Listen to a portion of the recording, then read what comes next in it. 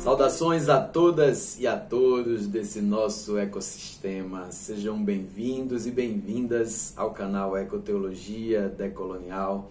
Esse nosso espaço de reflexão, esse nosso espaço de construção de conhecimento, onde eu tenho certeza que eu não estou só, porque vocês estão aqui e a gente constrói junto um caminho dentro dessa nossa mata do conhecimento da Ecoteologia Decolonial. Eu venho hoje com muita alegria retomar com vocês esse nosso canal. Vamos hoje discutir um pouco sobre esse trocadilho que tem a ver com a cidade do pecado e o paraíso, celebrando a volta do nosso canal num momento muito especial, historicamente falando, que é o Dia da Amazônia. Seria um momento mais celebrativo se nós não tivéssemos tantos problemas com os quais lidar nesse tempo e nos levantar com cada vez mais força contra essas estruturas que destroem a terra, destroem a nossa natureza, destroem a criação de Deus. Pois bem, a floresta amazônica está no centro da nossa conversa hoje, muito embora eu esteja daqui da Mata Atlântica fazendo essa celebração no Dia da Amazônia. Hoje a gente vai para uma vinheta diferente, mas é só hoje, porque o dia é especial. Solta aí. Como agir pela Amazônia? Um tutorial passo a passo com Gabi Amarantos. A Amazônia está em risco? Sim! Nossas vidas são afetadas por isso? Sim! E você sabe o que fazer a respeito? Então, aqui vai um tutorial com 5 passos bem simples para quem não sabe nem por onde começar a se mobilizar pela Amazônia. Passo 1. Conheça o projeto de lei Amazônia de Pé. Aqui vou dar uma ajudinha. A Amazônia de Pé é um projeto de lei de iniciativa popular. É uma ferramenta que permite que os eleitores submetam, por conta própria, um projeto de lei para votação no Congresso. Mas não bastam 1 ou 2. É preciso que 1,5 milhão de eleitores de várias partes do Brasil assinem um projeto para que ele seja apresentado oficialmente. O projeto de lei Amazônia de Pé trata de florestas públicas na Amazônia, que pertencem à União, mas não são destinadas a nenhum fim. Essas são as áreas mais vulneráveis à devastação. Por isso, o projeto propõe destinar essas terras para comunidades indígenas e quilombolas, pequenos grupos extrativistas e a unidades de conservação. Esses são territórios com menores taxas comprovadas de desmatamento na região. Pronto, passo 1 feito. Passo 2. Assine o projeto. Simples assim. Uma ação tão pequena pode fazer toda a diferença. Como assinar? Bom, você pode esperar que uma ficha de assinaturas cruze seu caminho ou você pode tomar a iniciativa de seguir o próximo passo. Passo 3. Colete assinaturas. Essa história de 1,5 milhão de assinaturas é empolgante, mas também desafiadora. Por isso, a colaboração de milhares de brasileiros é vital. A melhor forma de ajudar é coletando assinaturas de amigos, familiares e até desconhecidos. Todo mundo. Para fazer isso, basta entrar em amazoniadepé.org.br, preencher o formulário, pegar suas fichas e sair por aí coletando. Depois, envie as fichas para nossa caixa postal ou deixe em algum ponto de coleta. É só checar no site. E antes que alguém pergunte, sim, as assinaturas precisam ser físicas. Passo 4. Espalhe a palavra. Essa é uma iniciativa que precisa de muita gente envolvida. Divulgue para todo mundo que você conhece. Passo 5. Acompanhe, porque não basta só assinar e deixar para lá. Fique de olho e lá na frente, quando o projeto chegar ao Congresso, cobre sua aprovação. Pronto! Você nunca imaginou que fosse tão simples fazer algo pela Amazônia. Agora é com você! Resolvemos retomar o nosso canal num momento muito importante, onde está sendo construído um projeto de lei chamado Amazônia de Pé. Então a gente não podia estar fora dessa, então esse vídeo de relançamento do nosso canal, esse vídeo onde a gente retoma a nossa caminhada, ele marca um momento muito importante que é a virada cultural do projeto Amazônia de Pé. Mas não somente isso, nós vamos trabalhar aqui no canal essencialmente conteúdos que vão ajudar a ampliar a nossa reflexão ecoteológica e ancestral, na intenção de apontar possibilidades de caminhos de vivenciar a nossa fé. Então, para começar essa nossa caminhada, nesse dia, como eu falei, muito importante, nós vamos pensar um pouco sobre o que acontece a partir da humanidade nesse solo que nós vivemos, o Estado brasileiro ocupa. Estou falando da floresta amazônica. Ela hoje tem o seu dia de celebrarmos, mas nós também temos no dia de hoje acontecendo uma série de avanços contra a existência da floresta amazônica. Então, nesse dia nós participamos, como eu falei, da virada cultural da Amazônia de Pé, esse movimento nacional que tem por objetivo construir uma coleta de assinaturas significativa para que nós possamos encaminhar um projeto de lei Amazônia de Pé para o Congresso Nacional. Esse projeto ele é de iniciativa popular e por isso ele precisa de milhões de assinaturas. Eu já assinei, mas eu preciso que você também assine. Procure alguém que está com as fichas de assinatura aí na sua redondeza, no seu território, porque sim, a assinatura precisa ser física, não dá para ser virtual. E aí, com a construção desse projeto de lei Amazônia de Pé, nós temos a intenção de proteger as florestas públicas da Amazônia. E essa forma de proteger as florestas públicas não tinha um modo melhor de ser, senão entregando elas para quem é de direito, que são os povos indígenas, quilombolas, ribeirinhos, de extrações, pequenas extrações e unidades de conservação. Desse modo, o projeto Amazônia de Pé é uma iniciativa não de estruturas, de mandatos políticos, mas de uma iniciativa popular que tem o objetivo de proteger as florestas públicas. Mas vocês sabem o que são florestas públicas? Pois bem, florestas públicas que confesso ser muito estranho para mim, como alguém de ancestralidade indígena caeté. Como vocês sabem, eu já venho falando em alguns outros espaços, ser caeté significa ser parte do povo que tem no seu nome. Caeté, mata verdadeira, mata de pé, mata viva. Então, pensar numa floresta que não seja coletiva é muito problemático para mim. Porque a ideia de floresta pública é diferente da ideia de floresta coletiva. A ideia do público é diferente da ideia do coletivo. Existe uma diferença muito grande entre elas. Mas isso se dá porque depois da invasão portuguesa nesses territórios, tudo que era coletivo passou a ser ou privado ou público. Deu para entender? O que não é privado é público, ou seja, é administrado pelo poder público. Eu acho que a gente vai precisar fazer um vídeo somente sobre essa diferença entre privado e público, né? E aí, fica a dica. Voltando. Ou seja, essa lógica do privado e do público traz atrelada em si a ideia de propriedade. Propriedade ou do Estado ou de alguém. Mas a ideia de coletivo não. Então, a definição de florestas públicas não destinadas complica ainda mais esse nosso pensamento. E eu estou dizendo complica, que é para poder a gente ir desmantelando as construções que o clientelismo do capitalismo coloca na nossa cabeça. Né? Por que eu estou dizendo isso? Porque eu estou dizendo que complica. Florestas públicas não destinadas gera na cabeça de quem vem sendo doutrinado pelo capitalismo que aquela não destinação significa inutilidade, talvez. E não quer dizer necessariamente isso. Essas são terras pertencentes ao Estado, como eu falei antes, sem um uso definitivo.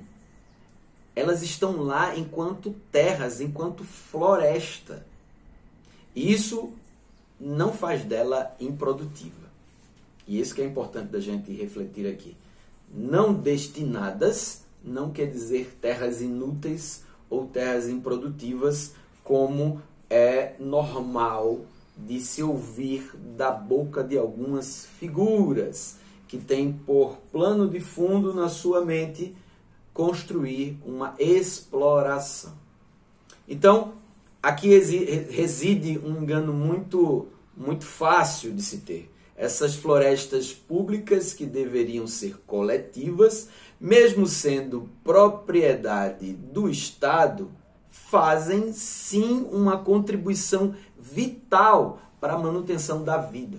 Então, não são, por ser terras não destinadas, não são terras inúteis ou improdutivas. Ao contrário, o fato dessas florestas amazônicas continuarem de pé contribui diretamente para a manutenção da vida.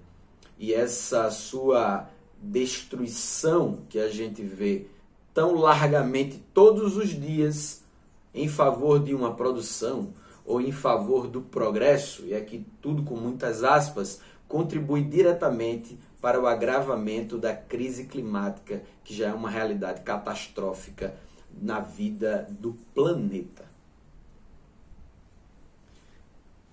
Eu aconselho ou indico fortemente a leitura, e eu já devo ter feito a indicação desse livro várias vezes aqui, mas a leitura do livro Bem Viver, de Alberto Acosta.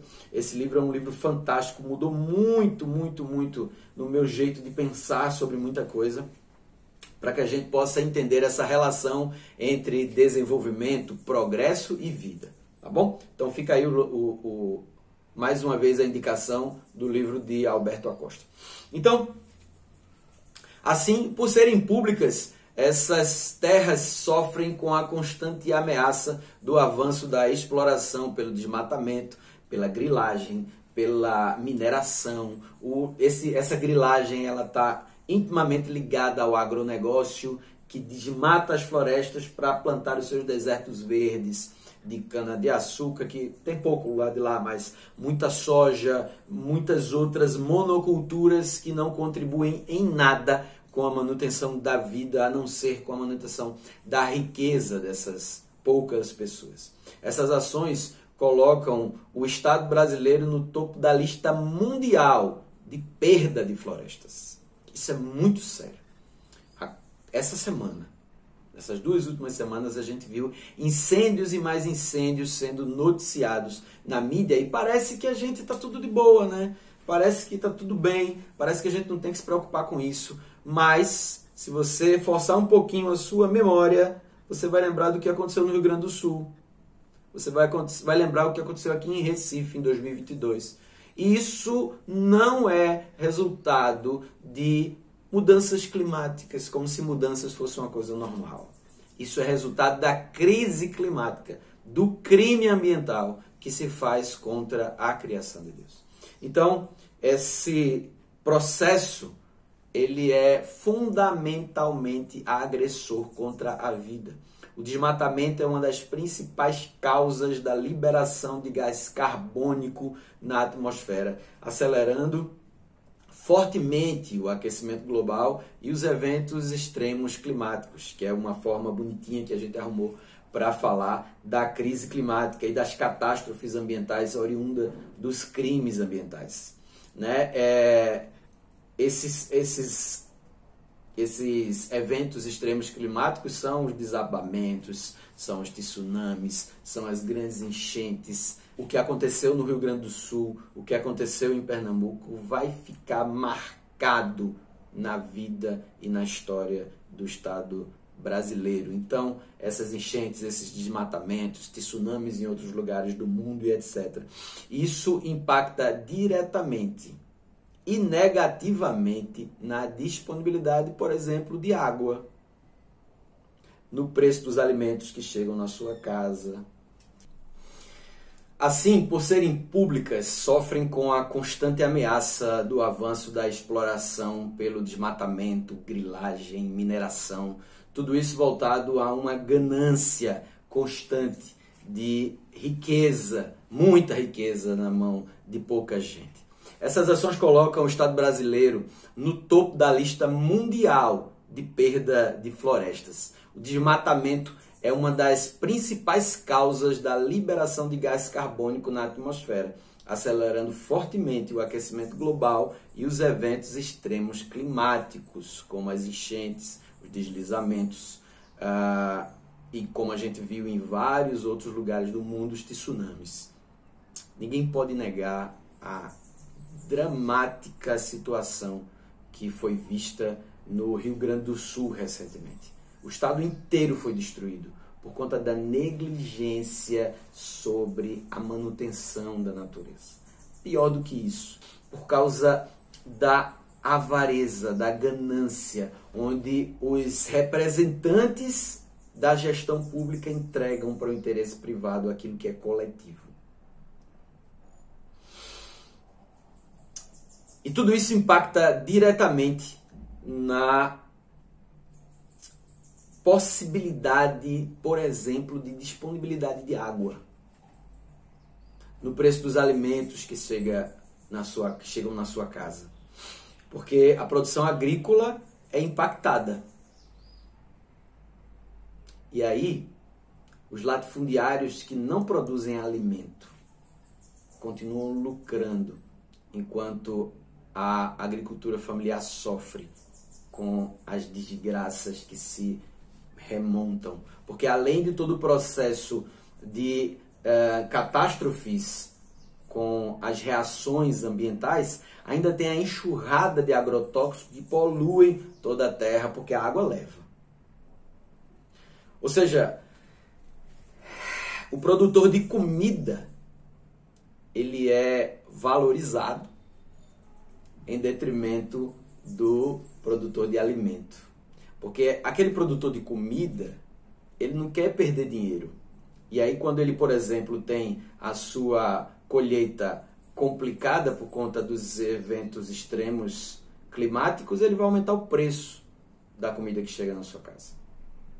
Depois a gente conversa mais sobre diferença entre alimento e comida, tá certo? Eu fiz essa diferenciação aqui, talvez na sua cabeça esteja uma confusão aí, mas existe diferença. Né? Produto alimentício é diferente de alimento. E aí, esse latifundiário que produz comida, ele vai cobrar mais de você, porque a colheita, porque a produção dele foi comprometida por conta dos eventos extremos climáticos que a própria ganância humana, consequentemente dele, causou na natureza. Hoje em dia as notícias sobre o desmatamento na Amazônia já viraram rotina, infelizmente. Cada vez mais a floresta está sendo destruída por grileiros, madeireiros que tomam posse das terras ilegalmente. O que pouca gente sabe é que já chegamos no limite.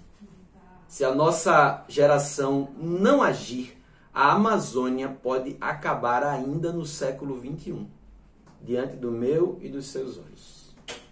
Os desastres ambientais que a gente está vendo hoje são consequência de séculos de destruição da floresta. Só no ano passado foram desmatados o equivalente a 216 campos de futebol por hora. Isso é dramático. Se isso não chocar você, se isso não colocar lágrima nos seus olhos,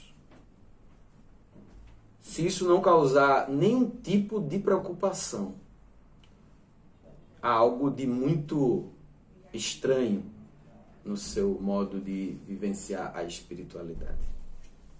Por isso, o que acontece na Amazônia não fica na Amazônia. Estamos habituados a ouvir essa expressão, o que acontece em Vegas, fica em Vegas, por exemplo. E isso não obedece à mesma sequência quando se trata da Amazônia. Essa frase ela ficou muito famosa após a ex-primeira-dama dos Estados Unidos, Laura Bush, ter respondido para um apresentador da TV, quando ela havia visitado a cidade de Las Vegas, e aí o apresentador perguntou o que é que tinha acontecido lá e tudo, e ela respondeu para ele dizendo que o que acontece em Vegas fica em Vegas. Porém, nem tudo que acontece na Amazônia fica na Amazônia. Essa reflexão precisa ser feita porque foi uma grande sacada do movimento Amazônia de Pé usar esse trocadilho, e eu vou dizer a vocês por quê. Mas não sem antes pedir para você dê o seu like nesse vídeo, você se inscreva no canal, para que a gente possa voltar, né? Voltar a ter os nossos vídeos sendo enviados para as pessoas e as pessoas possam continuar acompanhando a nossa produção de conteúdo, a nossa produção de conhecimento aqui. Então, se você puder, se inscreve aí no canal, dá a sua curtida. Nosso objetivo é chegar em 1000 inscritos para que a gente possa ter acesso a algumas ferramentas que o YouTube disponibiliza para a gente. Tá bom? Então, vamos nessa. Não esquece de ativar o sininho para que você fique sabendo das coisas que vão acontecer e as nossas próximas postagens. Algumas coisas sobre a Amazônia que você precisa saber, a gente precisa destacar aqui. Por isso, o que acontece na Amazônia não fica na Amazônia. A primeira coisa que a gente precisa ter em mente é que ela é a maior floresta tropical do mundo. 60% de toda a sua área se localiza no território ocupado pelo Estado brasileiro. Ela inclui 3 biomas: a floresta amazônica, o cerrado e o pantanal. Esses têm sido ostensivamente agredidos pela ganância humana. Porque dentro da Amazônia, nós temos, por exemplo, a maior bacia hidrográfica do mundo. E isso desperta a ganância daqueles que querem a água para transformar em mercadoria. Ela abriga, dentro dessa maior bacia hidrográfica do mundo, mais de 1000 rios. Então, isso, aos ouvidos da ganância, se transforma em cifrões. Esses são pontos que aguçam essa ganância. E transformar isso em mercadoria nos traz uma grande questão. Isso é pecado. Pecado porque atenta diretamente contra a vida. E quando falamos nisso, precisamos fazer um olhar ecoteológico sobre essa questão que se relaciona com a espiritualidade. Eu não sei se você sabia, para que se tenha água doce é necessário existir floresta de pé. São as florestas que fazem com que a água se condense na atmosfera e se precipite na forma de chuva, fazendo assim as nascentes originarem os rios e os aquíferos. Aquíferos esses que estão sendo mirados pela ganância, mais uma vez colocando, para que seja a água também transformada em mercadoria. Né? E é muito triste pensar que talvez alguém que esteja escutando, assistindo esse vídeo agora, pense assim: mas a água não é mercadoria? Não, a água não é mercadoria. A água é um bem coletivo. A água é de onde Deus tirou a vida, fez a vida brotar. É de onde as terras brotaram na criação. Então a água, ela é um bem coletivo, não é mercadoria. O adensamento de florestas também proporciona o que nós aprendemos a chamar de rios aéreos. Pois é, se você achava que a Amazônia ela só tem 1000 rios que ali serpenteiam por entre as árvores, você está muito enganado. Existe também um sem número de rios voadores na Amazônia, que são a massa de ar que, carregada de vapor de água, se formam a partir da evaporação das árvores. As árvores da floresta absorvem a água das chuvas e liberam na atmosfera através de vapor. Esses são os rios aéreos. Os ventos transportam as massas de ar carregada de vapor e água e se transformam em chuva na Amazônia. A chuva cai, segue para todo o Brasil e para os outros países ao redor da Amazônia, como por exemplo a Bolívia e o Paraguai. Então, Destruir a Amazônia significa destruir a possibilidade de chuva. Consequentemente, destrói a possibilidade de água chegar até você. Destrói a possibilidade de água regar a produção de alimento. Os rios aéreos são vitais para a segurança hídrica no Brasil e dos países vizinhos, mas o desmatamento da Amazônia agride diretamente esse fenômeno natural, diminuindo a quantidade de umidade transportada pelos rios aéreos. Isso tem impacto direto nos eventos climáticos extremos que eu falei agora há pouco, que nos atingiram nos últimos anos. Por exemplo, o que eu já disse, né? A devastação do Rio Grande do Sul, a maior cheia que nós já vimos aqui em Recife desde a década de 70, aconteceu em 28 de maio de 2022. Volto a dizer que a consequência do pecado é a morte. Nesse caso, a morte de milhares de seres vivos, incluindo os humanos, que não pecaram, mas sofrem com a iniquidade dos que destroem a vida.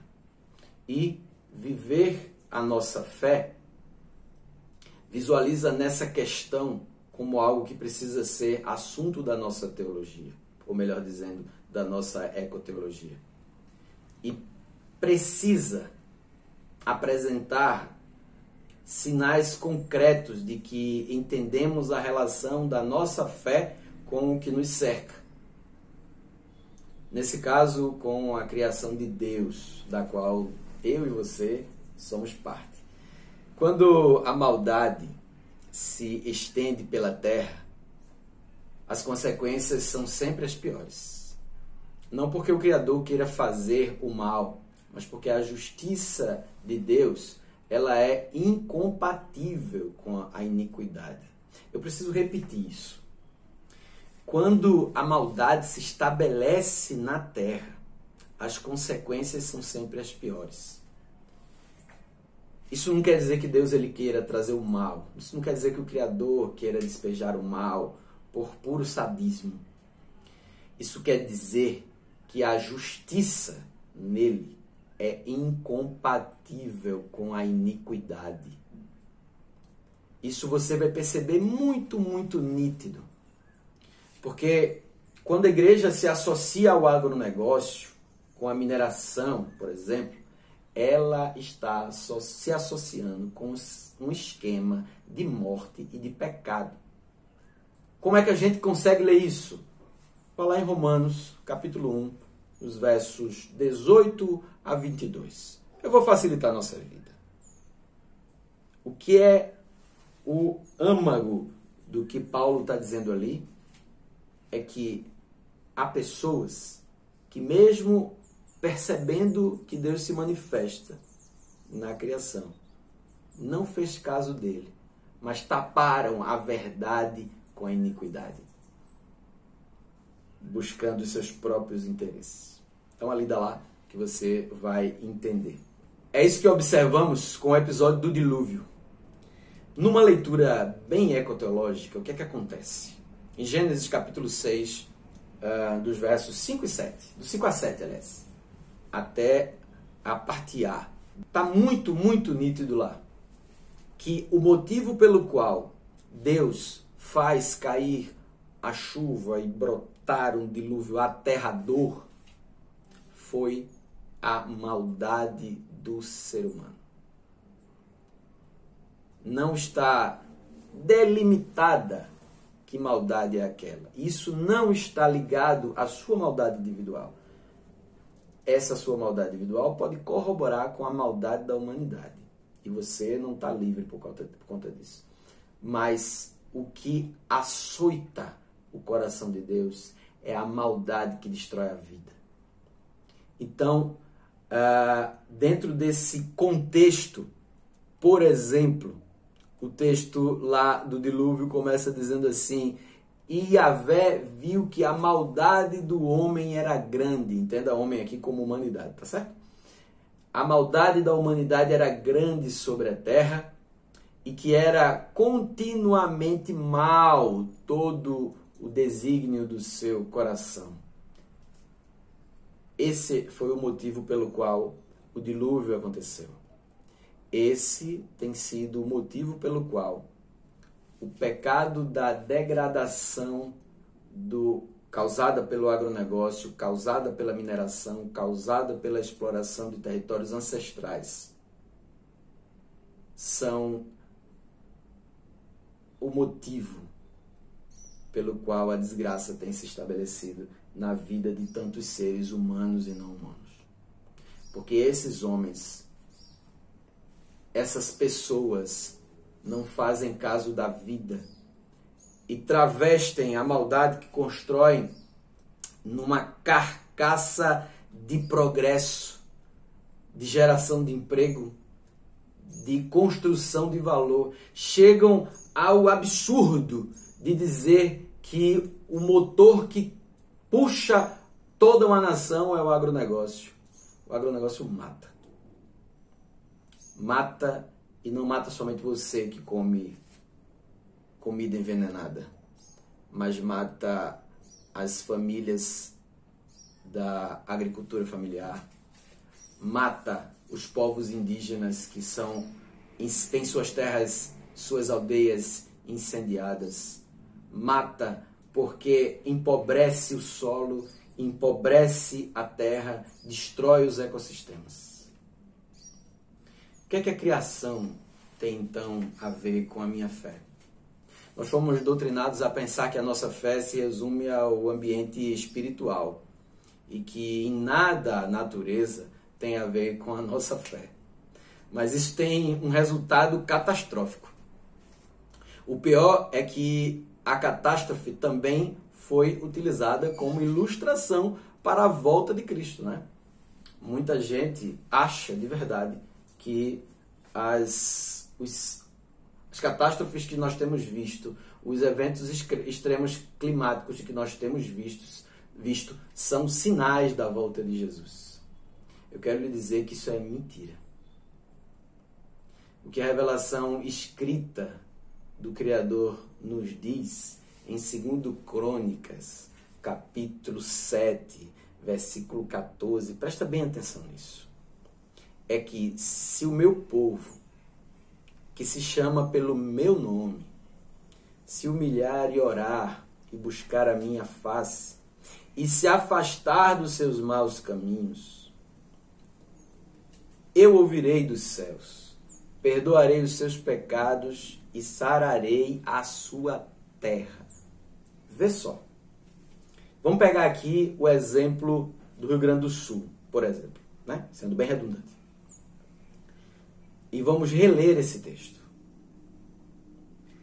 Se o povo do Rio Grande do Sul, que diz que conhece a Jesus de Nazaré, se o povo do Brasil, que diz que conhece a Jesus de Nazaré, ou seja, que se chama pelo seu nome, se humilhar e orar e buscar e se afastar dos crimes ambientais que tem apoiado do agronegócio, da mineração, da exploração, do desmatamento, se arrepender desses pecados, eu, Deus, Criador, ouvirei, perdoarei os seus pecados e farei com que a terra não sofra mais alagamentos que destroem o estado inteiro. Farei com que a terra não sofra mais alagamentos que destroem a cidade inteira, como a de Recife, desde que essa cidade entenda que não pode empurrar as pessoas que não têm onde morar para dentro dos rios.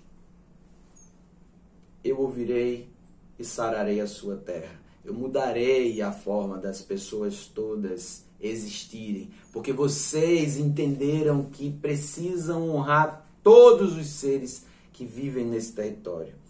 E que não é a ganância por dinheiro de o metro quadrado ser mais caro e por isso alguém não pode viver nele, que vale a vida do outro. Segundo Crônicas 7,14, não fala do seu pecado individual. Fala do pecado que a igreja comete coletivamente por omissão ou por apoio à degradação ambiental. Assim, uma verdadeira manifestação da nossa fé precisa apontar para a vida, nos comprometendo com atitudes e ações que apontam para a vida. E isso está ao alcance de cada pessoa, mas está ao alcance coletivo, ao alcance da igreja, ao alcance daqueles que dizem se chamar pelo nome de Jesus. Assim, você pode ajudar a frear o desmatamento usando ferramentas do próprio Estado. É só imprimir uma ficha que vai estar aqui no link, em algum lugar nessa tela ou nos comentários aqui. Vai ter um link aqui do site da Amazônia de Pé. Você pode ir lá, imprimir a ficha cadastral, se cadastra, imprime lá a ficha cadastral e coleta todas as assinaturas que você tiver e manda para o Movimento Amazônia de Pé, que aí a gente vai conseguir alcançar esse objetivo de levantar uma lei que barre a destruição da floresta amazônica. Bem, se você gostou desse vídeo, não esqueça de curtir, não esqueça de ativar o sininho, se inscreva aqui no canal e com a maior quantidade de gente que você puder trazer para cá, a gente vai construir novamente essa nossa coletividade ecoteológica. Na próxima semana, toda quinta-feira vai ter vídeo, beleza? Então na próxima semana o nosso vídeo será o dia da vingança de Deus. Beleza? Que Deus chegue até você com a brisa de Ruá que faz as flores perfumarem e os passarinhos voarem. Que Deus te bendiga.